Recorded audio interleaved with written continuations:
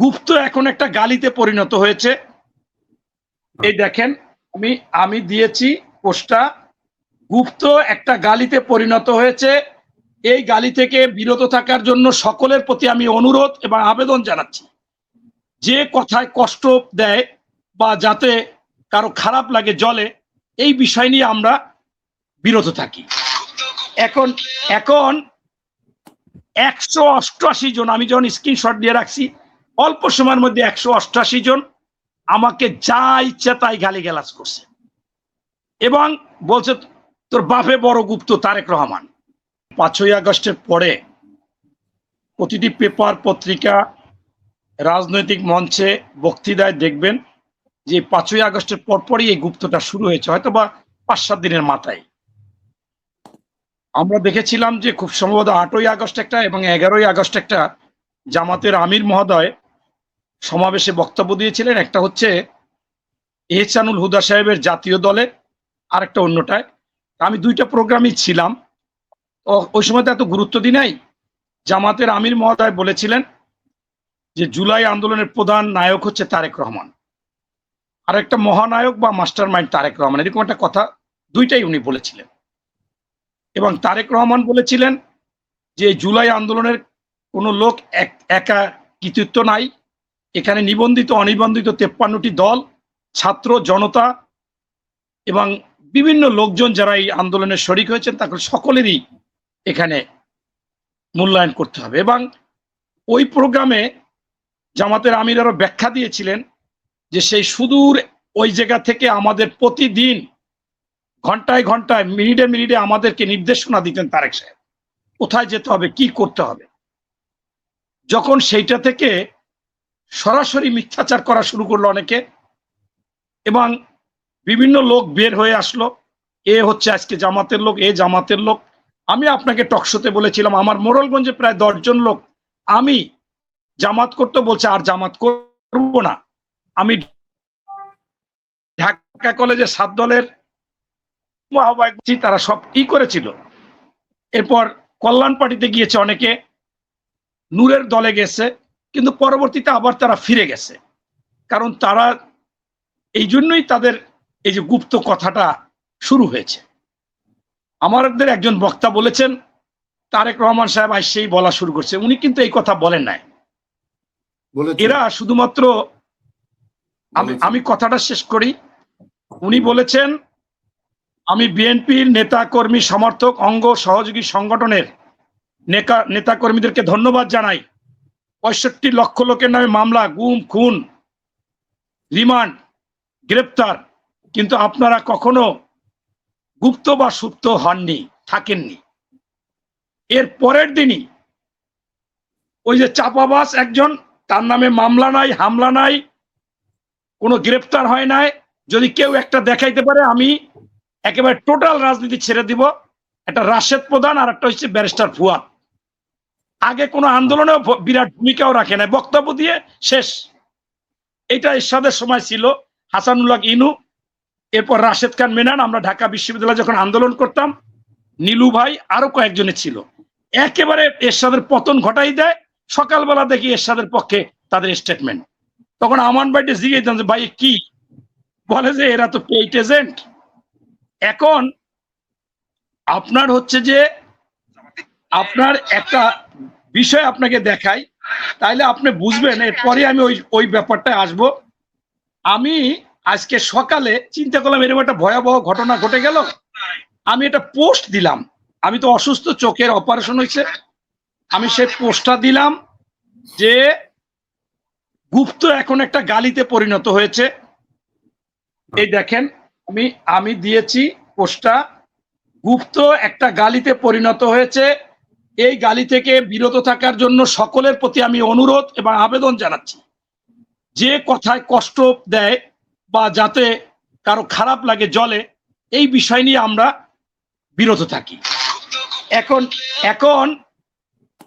188 জন, আমি যখন স্ক্রিনশট দিয়ে রাখছি, অল্প সময়ের মধ্যে 188 জন আমাকে যা ইচ্ছা তাই গালিগালাজ করছে এবং বলছে তোর বাপে বড় গুপ্ত তারেক রহমান। এখন আপনি দেখেন যে কালকে যে ঘটনাটা ঘটেছে সেইখানে ছিল যে ছাত্র রাজনীতি মুক্ত ক্যাম্পাস চায়, সেইখানে গুপ্ত মুক্ত ক্যাম্পাসের কথা ওইখানে লেখছে বা লেখালেখি কাটাকাটি করে হয়েছে এবং পোস্ট দিয়েছে। এখন দেওয়ার পরে এইটা জামাতের কেন লাগবে? আমি সারা বাংলাদেশে 5ই আগস্টের পরে টকশো এখানে সেখানে শুনেছি রাজাকার বিএনপিতে বেশি, গুপ্ত তারেক রহমান নিজে। তাইলে সেইটা তো আমাদের সমস্যা, ওনাদের সমস্যা হবে কেন? এই যে বড় বড় কথা বলবে আর বাস্তবতা হলে ভিন্ন। আপনি দেখেন তারেক রহমানকে কেন গুপ্ত বলতেছে আমি জানি না, আপনার উনিও বললো, আফসারি ভাই ইনডাইরেক্টলি বা ডাইরেক্টলিও বললো, তারেক রহমান সাহেব যখন যায় সে অসুস্থ। আমি অন 11-এ হান্নান শাহর সাথে ছিলাম, আবার খন্দকার দেলোয়ার স্যারের সাথেও ছিলাম, এবং আমি ওই সময় একটা স্বাধীনতা অধিকার একটা এই অধিকার আন্দোলন একটা ব্যানার করে আমি এই ডক্টর আসিফ নজরুলকে নিয়ে আসছি, বদিউল আলম মজুমদার, ভিন্ন ভিন্ন স্বাধীন মালিক, এরকম এনে এনে আমি আমার সভাপতিত্বে প্রোগ্রাম করেছি ভয়তে ভয়তে। এখন উনি অসুস্থ, উনি একটা কাগজে সই করে গিয়েছে, শেখ হাসিনাও কাগজে সই করে গেছে। পরে শেখ হাসিনাকে ঢুকতে দেবে না, খালেদা জিয়া বিবৃতি দিল, আমরা সেই বিবৃতি অনুযায়ী কাজ করলাম। উনি আসলো, তারেক রহমান আসতে পারলো না, তার বিরুদ্ধে মামলা করে সরকার হইলো, সরকারের মামলা টামলা করে টরে অনেক কিছু হলো। এখন আপনি তো নিশ্চিত জানেন যে ওই দেশে বসে উনি স্কাইবিতে আমাদের সাথে বিভিন্ন কার্যক্রম শুরু করলো, উনি ভারপ্রাপ্ত চেয়ারম্যান হলেন, ওনার বিরুদ্ধে হাইকোর্টে রুল জারি করলো, কোনো বক্তব্য দিতে পারবে না। এখন যেহেতু এই জিনিসগুলো হলো, তাহলে তো উনি সক্রিয় ছিল। এরপর হচ্ছে যে ওই দেশে থেকে এই জামাতের আমিরের কথাও উনি বিরাট ভূমিকা রেখেছে। যদি সেইটা না হয় তাইলে জামাত সহ যারা 11 দল আছে বা ওনাদের পক্ষে কথা বলে তাদের উচিত হবে জামাতের আমিরের একটা ওপেন ফিল্ডে বিচার করা, যে আপনি কেন এটা বলছেন, আপনি এটা অপরাধ করছেন, আপনার বিচার হবে। এখন হচ্ছে যে তারপরও আপনি সামাজিক মাধ্যমে দেখবেন ভাইরাল আছে যে কোনো টিচারের সাথে কথা বলতেছে, কোনো ছাত্রের সাথে কথা বলতেছে তারেক রহমান, সেইটা আবার পরে ওই সময় অডিও ভাইরাল হয়েছে, পরেও হয়েছে। অর্থাৎ উনি সবসময় সক্রিয় ছিলেন। আমি চোখের অপারেশন করছি 2024-এর 22 জুলাই, ডাক্তার বলছে 3 দিন থাকতে হবে। পরের দিন আমার ওই দিনই মেসেজ আসছে শহীদ মিনারে যেতে হবে। পরবর্তীতে শুনলাম শহীদ মিনারে প্রেস ক্লাবে গেলাম, প্রেস ক্লাবে সেই প্রেস ক্লাব থেকে আবার হাঁটতে হাঁটতে শহীদ মিনারে গেলাম। এরপর আমি চলে গেলাম, কারণ আমার চোখের ক্ষতি হবে এই জন্য।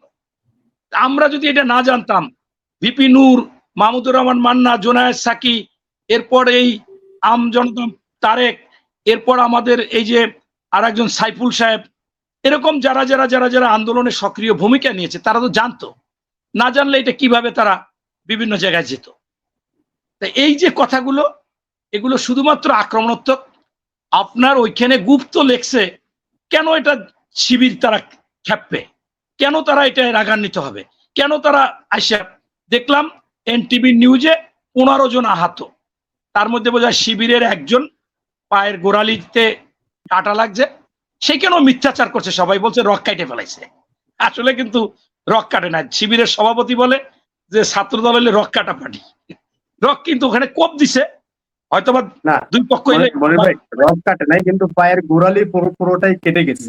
এবং আজকে চিকিৎসার জন্য নেওয়া হয়েছে, বলা হচ্ছে যে গোড়ালি যদি জোড়া লাগানো না হয় তাহলে হয়তোবা পা কেটে ফেলতে হতে পারে। কথা শেষ করতে দেন ভাই, আপনি এটা বলা তো দরকার নাই, আপনি তো সঞ্চালনায়, আপনি শুনেন আমার কথা। হচ্ছে যে আমি মুখে তালা দিয়ে বসে থাকতে হবে, আপনি যদি ভুল তথ্য দেন আমি ওইটা আপনাকে ধরিয়ে দিতে পারবো না। আমি তো বলছি গোড়ালি কাটে, আপনি বললেন যে গোড়ালি কাটে নাই, গোড়ালি কেটে ফেলছে, গোড়ালি কেটে গেছে, গোড়ালি কেটে ফেলছে। আপনি ছাত্রদল রক কাটা পার্টি শিবিরের সভাপতি দিছে ভাই, আমার একটা বক্তব্য আছে তো, আপনি হয়তো আমাকে তো সভাপতি বলছে, সেটা তো আমরাও শুনেছি দিছে, আমি তো ওইটা তো আপনাকে আপত্তি করি না, বলেন বলছে, কিন্তু গোড়ালি কাটা সেটা বললাম। আচ্ছা, এখন আমি তো সেইটা প্রথমেই বলছি যে গোড়ালি কাটছে, আপনি তো শোনেন না, হলে আমি বলছি। এখন আমার কথা হচ্ছে যে আজকে দেখেন আমি ভালো একটা কথা লাগলাম, 188 জনে আমার গালিগালাজ দিল, তাইলে ঘটনাটা কি? তাহলে ঘটনাটা হচ্ছে রাজাকার বললেই তারা এই গুপ্ত বললেই তারা এটা প্রমাণিত, না হলে তাদের কেন এটা গায়ে লাগবে?